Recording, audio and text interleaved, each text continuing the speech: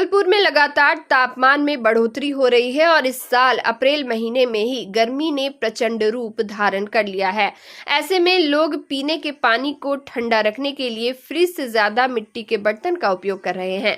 लोग मिट्टी के बने बर्तन, घड़ा और सुराही की जमकर खरीदारी कर रहे हैं। खासकर भागलपुर में लॉज और हॉस्टल में रहने वाले छात्र छात्राएं मिट्टी के बने बर्तन आसानी से खरीद सकते हैं और पीने के लिए पानी को ठंडा रख सकते हैं।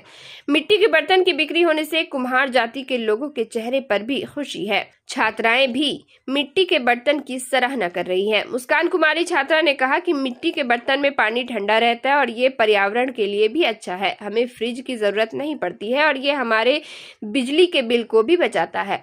श्रेया सिंह छात्रा ने कहा कि मिट्टी के बर्तन में पानी पीने से हमें प्राकृतिक ठंडक मिलती है और ये स्वास्थ्य के लिए भी फायदेमंद है। मिट्टी के बर्तन में पानी पीने से हमारे शरीर को कई फायदे होते हैं। मिट्टी के बर्तन की खरीदारी करने के लिए आए हैं। फ्रिज का जमाना है, आप लोग बर्तन मिट्टी का खरीद रहे हैं। फ्रिज का पानी उतना अच्छा नहीं होता है, घड़े का पानी ज्यादा अच्छा होता है, इसीलिए शुद्ध और नेचुरल भी होता है। गर्मी कैसा है भागलपुर में अप्रैल महीने? ज्यादा है गर्मी। गर्मी बढ़ गई है।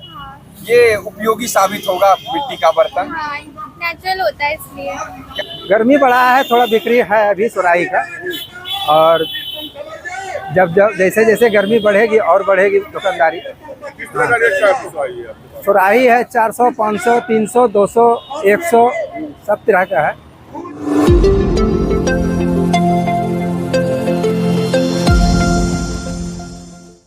भागलपुर में शनिवार को कचहरी चौक पर लोक जनशक्ति पार्टी रामविलास के युवा जिला अध्यक्ष मनीष कुमार के नेतृत्व में कार्यकर्ताओं ने पाकिस्तान के प्रधानमंत्री का पुतला दहन किया। इस दौरान कार्यकर्ताओं ने जोरदार नारेबाजी करते हुए पाकिस्तान मुर्दाबाद के नारे लगाए। कार्यक्रम के दौरान भारी संख्या में कार्यकर्ता मौजूद रहे। पुतला दहन का आयोजन कश्मीर के पहलगांव में हुए आतंकी हमले के विरोध में किया गया। कार्यकर्ताओं ने कहा कि इस कायरतापूर्ण हरकत को देश कभी बर्दाश्त नहीं करेगा। मनीष कुमार ने कहा कि निर्दोष पर्यटकों पर हमला मानवता पर हमला है और इसका कड़ा जवाब दिया जाना चाहिए। उन्होंने चेतावनी दी कि यदि जरूरत पड़ी तो लोक जनशक्ति पार्टी के कार्यकर्ता सड़कों पर उतरकर जोरदार आंदोलन करेंगे। पुतला दहन के बाद कार्यक्रम में शहीद पर्यटकों की याद में श्रद्धांजलि अर्पित की गई। कार्यकर्ताओं ने हाथों में मोमबत्तियां लेकर कैंडल मार्च निकाला और हमले में मारे गए निर्दोष लोगों को श्रद्धांजलि दी।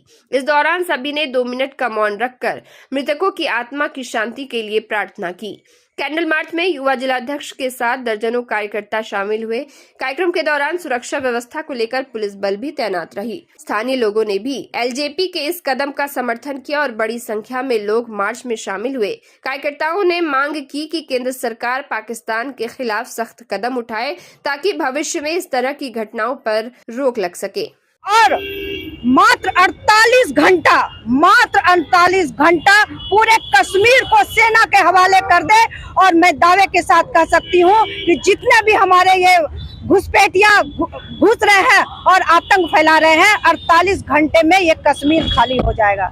इसमें कोई राजनीतिक नहीं। और जिस तरह हमें पूरा विश्वास है कि जिस तरह प्रधानमंत्री जी ने 24 घंटे में जो सिंधु समझौता हुआ था, जो पानी रोकने का काम किया गया है, हमें लग रहा है कि बूंद बूंद के लिए वो पाकिस्तान तरसेगा।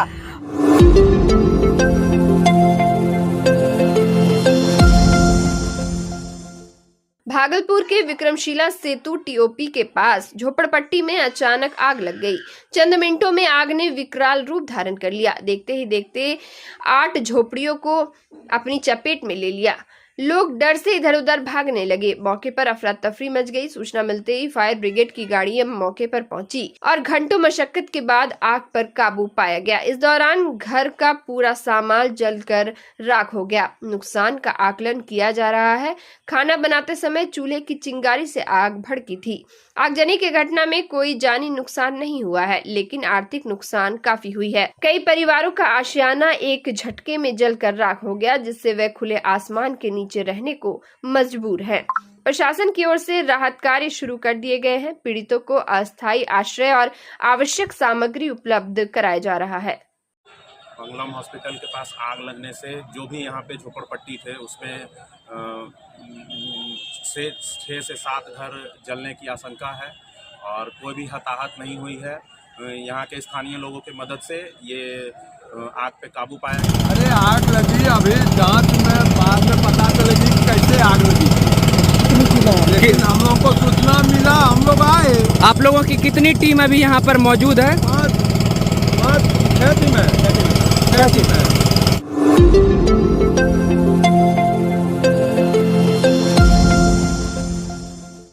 भागलपुर के पिरपैती में सरकारी स्कूल में 8वीं क्लास की 3 छात्राओं की बेरहमी से पिटाई की गई है। आरोप प्रिंसिपल और टीचरों पर लगा है। पिटाई से तीनों छात्रा बेहोश हो गई। इधर मामले की सूचना पर पुलिस मौके पर पहुंची और बच्चियों को अस्पताल में भर्ती कराया। घटना कुंजबन्ना मिडिल स्कूल की है। पीड़िता की पहचान आबिदा खातून, आफरीन खातून और आलिया खातून के तौर पे हुई है। मामले की जानकारी मिलते ही परिजन आक्रोशित हो गए और स्कूल पहुंचकर जमकर नारेबाजी की। ग्रामीणों ने कहा कि बच्चियों के साथ इस तरह का व्यवहार स्वीकार नहीं किया जाएगा, दोषियों पर कार्रवाई होनी चाहिए। वहीं प्रिंसिपल नंदकिशोर दास ने मारपीट के आरोपों से इनकार किया है। उन्होंने कहा कि छात्राओं को सिर्फ अनुशासन सिखाने के लिए डांटा गया था। मारपीट का आरोप बिल्कुल गलत है। थानाध्यक्ष नीरज कुमार ने बताया कि जांच शुरू कर दी गई है। जांच के बाद दोषियों के खिलाफ कानूनी कार्रवाई की जाएगी।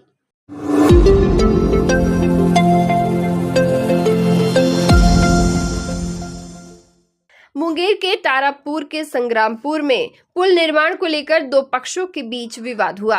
विवाद इतना बढ़ गया कि गोलीबारी तक की नौबत आ गई। इस गोलीबारी में संग्रामपुर निवासी रुपेश यादव घायल हो गए। घायल रुपेश को पहले तारापुर के निजी अस्पताल में भर्ती कराया गया। उनकी स्थिति को देखते हुए डॉक्टरों ने भागलपुर के मायगंज अस्पताल रेफर कर दिया। मायगंज अस्पताल में घायल की स्थिति और भी चिंताजनक हो गई। घायल की पत्नी अनुष्का देवी ने बताया कि वे रात 9 बजे से अस्पताल में है। 12 घंटे बीत जाने के बाद भी कोई डॉक्टर उपचार के लिए नहीं आया।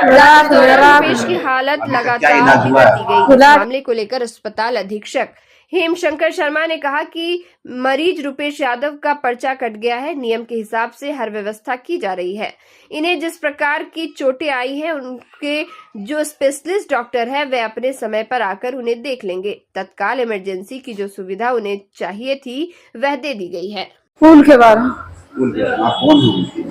पति है, कब लेके आए हैं यहाँ? रात में।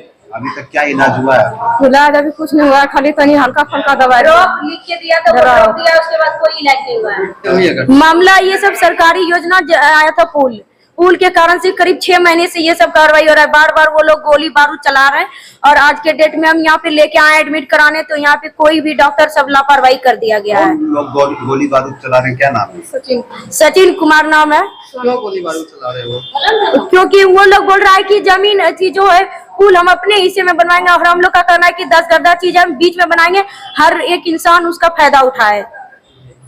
यही इसी कारण गोलीबारी कर रही है। इस कारण से वो लोग बोल रहा है कि हम नहीं बीच में बनाने देंगे, हम साइड में बनवाएंगे, हम अपने हिस्से में। सरकार की योजना है, इस पर तो वो लोग अपना बना रहा है, बोल रहा है सरकारी ने मेरा अपना फंड है।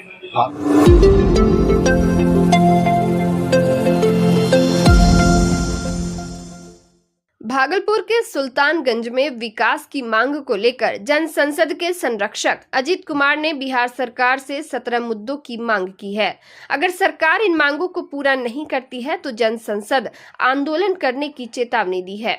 अजीत कुमार ने प्रेस कॉन्फ्रेंस कर एक पोस्टर जारी कर बताया कि सुल्तानगंज में बंदरगाह का निर्माण, इंटरनेशनल हवाई अड्डा, सरकारी कार्यालयों में भ्रष्टाचार मुक्त व्यवस्था, सुल्तानगंज में रजिस्ट्री ऑफिस, रेफरल अस्पताल में आईसीयू की व्यवस्था, युवाओं के लिए सरकारी बीएड एवं पारा मेडिकल कॉलेज जैसी मांगे शामिल है।